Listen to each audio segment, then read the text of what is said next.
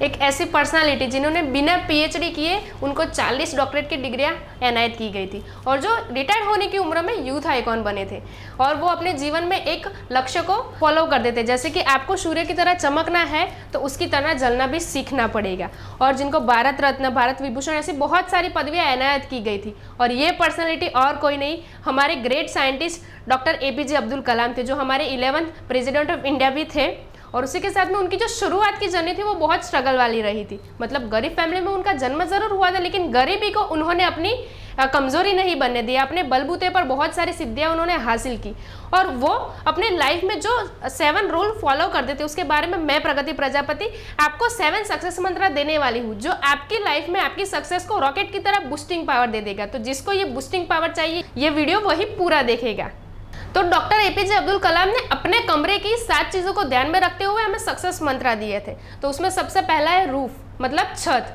मतलब छत की ओर देखना है तो सर ऊंचा करना ही पड़ेगा। उसी तरह हमारा जो एम है उसको भी हमें हाई रखना पड़ेगा। यहाँ पे मैं एक रियल एग्जांपल देना चाहूंगी कि दंगल मूवी मेजोरिटी सभी लोगों ने देखी होती है, लेकिन दंगल मूवी में जो आमिर खान कैरेक्टर कर रहे थे महावीर सिंह फोगट का, तो उनका जो लाइफ का एम था वो कुछ इस तरह था कि उनको गोल्ड कुश्ती में चाहिए था देश के लिए, लेकिन वो तो नहीं कर पाए। लेकिन उन्होंने ये सोचा कि अपने बेटे को ट्रेन करेंगे और उसको ट्रेन अच्छे से करने के बाद उसके थ्रू गोल्ड लाएंगे, लेकिन उनको तो हुई बेटियां।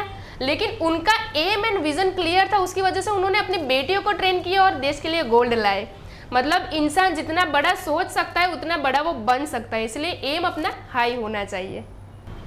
दूसरी चीज थी फैन। मतलब फैन हमें सिखाता है ठंडा रहना। हम कहीं भी धूप में से अगर घर में आते हैं, जैसे ही फैन ऑन करते हैं तो हम रिलैक्स हो जाते हैं। उसी तरह लाइफ में बहुत सारे ऐसे कंडीशन आते हैं जिसमें हमारा कंट्रोल हमारे माइंड पर नहीं रहता है, लेकिन ये सारी प्रॉब्लम्स में, सिचुएशंस में हमें अपने माइंड को कंट्रोल करना है, कूल एंड काम रहना है। लाइफ में आप देखने जाओ तो 2 पहलू होते हैं कि नेगेटिविटी भी होती है, पॉजिटिविटी होती है, लेकिन इन सब में भी माइंड पे कंट्रोल करना अगर आपको आ गया है तो आपको इजीली सारे रास्ते मिलने लगेंगे। यहाँ पे मैं आचार्य चाणक्य जी का एग्जांपल देना चाहूँगी कि आचार्य चाणक्य जी का मगध में जो अपमान हुआ था, लेकिन उन्होंने त्वरित कोई डिसीजन नहीं लिया, अपने मन को बहुत शांत रखा और शांति से अपनी कूटनीतियों के साथ में वो पूरा उनका जो अपमान हुआ था उसका बदला उन्होंने लिया और नंद वंश को हटाकर मौर्य वंश की स्थापना की। तो इसी तरह आप कूल होकर सारे डिसीजन लोगे तो रास्ते अपने आप मिलने लगेंगे। तीसरी चीज है क्लॉक, मतलब घड़ी। और घड़ी हमें सिखाती है कि एक एक मिनट है वो हमारा बहुत प्रीशियस है, क्योंकि समय एक बार अगर हाथ से निकल गया तो आप कुछ भी नहीं कर पाओगे और आपके हाथ में सिर्फ रह जाएगा पछतावा। क्योंकि ये जो समय है उसके साथ में हमें चलना सीखना पड़ेगा। और ये 1 मिनट की कीमत वही इंसान समझ सकता है जिसने ट्रेन या फ्लाइट मिस की हो, और 1 दिन की कीमत वही इंसान समझ सकता है जिसने एक पूरा दिन बिना खाए बिताया हो। यहाँ पे मैं डॉक्टर एपीजे अब्दुल कलाम का ही एग्जांपल लेना चाहूँगी कि वो जब छोटे थे तो गरीब फैमिली में तो वो पैदा हुए थे, लेकिन अपनी पढ़ाई का खर्चा उन्हें खुद उठाना पड़ता था। इसके लिए उन्होंने पेपर घर घर बांटने का काम शुरू किया, और वो पेपर इसीलिए बांटते थे कि भाई उनका पढ़ाई का खर्चा भी निकल जाए, और दूसरा ऑप्शन ये था कि वो बांटते थे तभी वो पूरा न्यूज़पेपर पढ़ लेते थे, जिनमें उनका टाइम बच जाता था। तो ये टाइम को कैसे मैनेज करना, ये डॉक्टर एपीजे अब्दुल कलाम ने हमें बहुत अच्छी तरीके से सिखाया। अगर आपने भी टाइम को मैनेज करना बहुत अच्छे से सीख लिया तो आपको सक्सेस होने से कोई नहीं रोक सकता है। उसके ऊपर ऑलरेडी मेरा एक पूरा वीडियो आ चुका है, तो उसकी लिंक मैं डिस्क्रिप्शन में दे दूंगी कि 21 दिन में आप 3 गुना ग्रोथ कैसे कर सकते हो। चौथा है मिरर। मिरर हमें ये सिखाता है कि कुछ भी एक्ट करने से पहले रिफ्लेक्ट कीजिए कि क्या उसका परिणाम आ सकता है। आप कोई भी परिस्थितियां हुई उसमें आप कुछ भी रिएक्ट कर दोगे तो आपको नहीं पता है कि क्या रिजल्ट आ सकता है, लेकिन कोई भी रिएक्ट करने से पहले एक डीप ब्रेथ लीजिए, ठंडे दिमाग से सोचिए कि इसमें अगर आपने ये कर दिया तो उसका क्या परिणाम आ सकता है। क्योंकि जो परिस्थितियां है वो आपके कंट्रोल में नहीं है, लेकिन वो परिस्थिति में आपको कैसे बिहेव करना है वो आपके कंट्रोल में है। तो परिस्थितियां आप चाहे कैसी भी बदतर हो चुकी हो, लेकिन उसको आपको अच्छे से हैंडल करना है तो आप बहुत अच्छे से कर सकते हो अगर आप ठंडे दिमाग से रिफ्लेक्ट करने से पहले सोचे तो। 5वां है विंडो। विंडो हमें सिखाती है सी द वर्ल्ड, मतलब दुनिया बहुत ब्यूटीफुल है, और जितना सबक हमें किताब नहीं दे सकती उतना सबक हमें एक ट्रिप दे जाती है।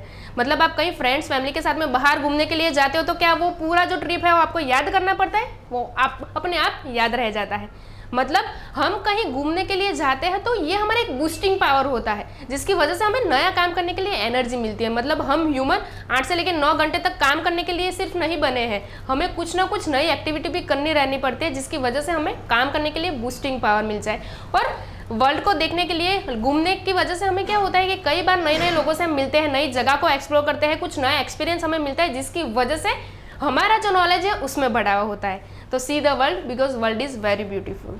छठा है कैलेंडर। कैलेंडर हमें सिखाता है कि बी अप टू डेट।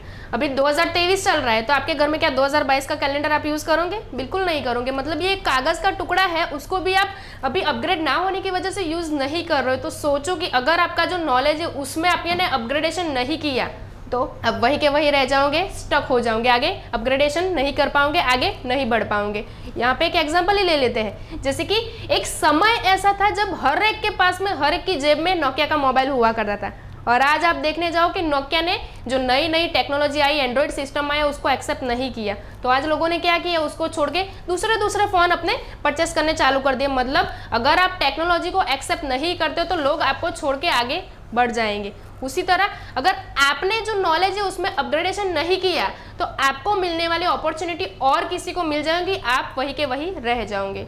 तो बी अपग्रेड योरसेल्फ। सातवां है डोर, मतलब दरवाजा हमें सिखाता है कि हमें अपने आप को स्ट्रेच करना चाहिए। अगर आपको दरवाजा खोलना है तो उसको पुश तो करना ही पड़ेगा, उसको पुश के बिना आप उसको ओपन नहीं कर पाओगे। उसी तरह आप अपने आप को जितना पुश करोगे, जितना स्ट्रेच करोगे, उतना ज़्यादा आप कुछ नया नया एक्सप्लोर कर पाओगे। यहाँ पे बेस्ट एग्जांपल है डॉक्टर एपीजे अब्दुल कलाम। अगर डॉक्टर एपीजे अब्दुल कलाम की आपने ऑटोबायोग्राफी पढ़ी हो तो उसमें उन्होंने बहुत अच्छे से डिस्क्राइब किया है कि उनकी लाइफ में बहुत सारी स्ट्रगल रही थी, लेकिन वो स्ट्रगल को उन्होंने अपनी कमजोरी नहीं बनने दिया, अपने आप को इतना स्ट्रेच किया जिनकी वजह से अगर उन्होंने ये नहीं किया होता तो आज क्या वो हमारे दिल में जिंदा होते?